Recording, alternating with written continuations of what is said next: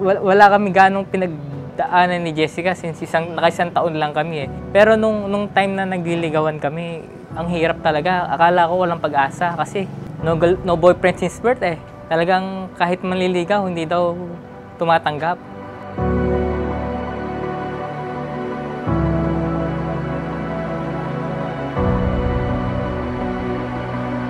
Kaya sabi ko, kaya ko ba talaga to? Ako na simpleng tao lang, niligawan siya na parang ayaw mag-asawa, cum laude, matalino. Sabi ko, sino ba ako para mahalin ito si Jessica?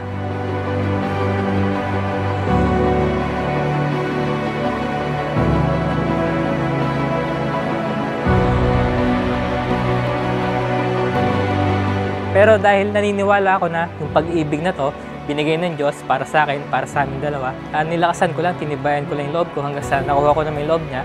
Ayun, nung tinanong ko siyang kung pwede kami magpakasal, hindi naman siya nag-hesitate.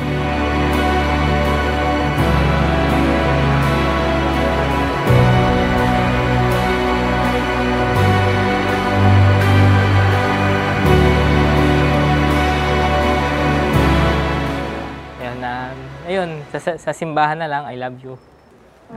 Last message, mag-ready ka na mamayang gabi.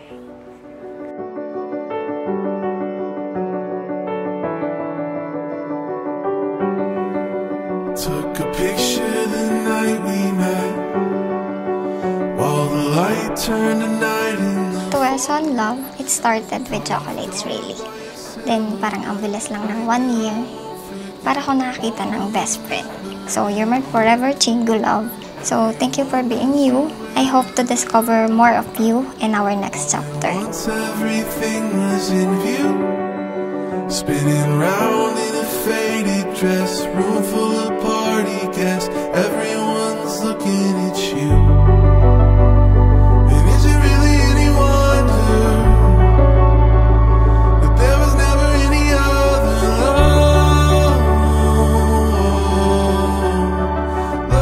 So let's face all the happiness this lifetime will offer. I love you, love. And is it really any wonder? Una pa lang kita nakita, alam kong ikaw na. Wow. Ikaw na yung pag-asa, pag-ibig at kasiyahan na binigay ng Diyos para sa akin.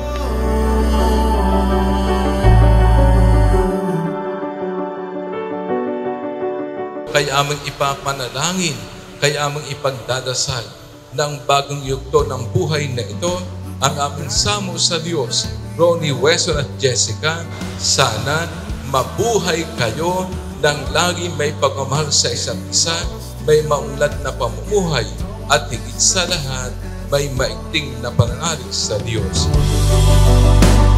And is it really any wonder that there was never any other love?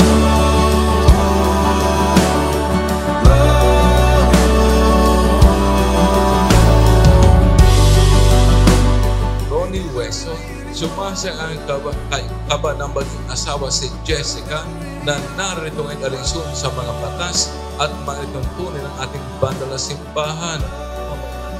Nakalan ka bang balikatin sa pinili ang pananagutan ng buhay may asawa? Opo. Jessica, sumasang-ayon ka ba na maging asawa si Ronnie Wesson na narito ngayon alinsunod sa mga batas at mga ituntunin ng ating banal na simbahan? Opo, Father.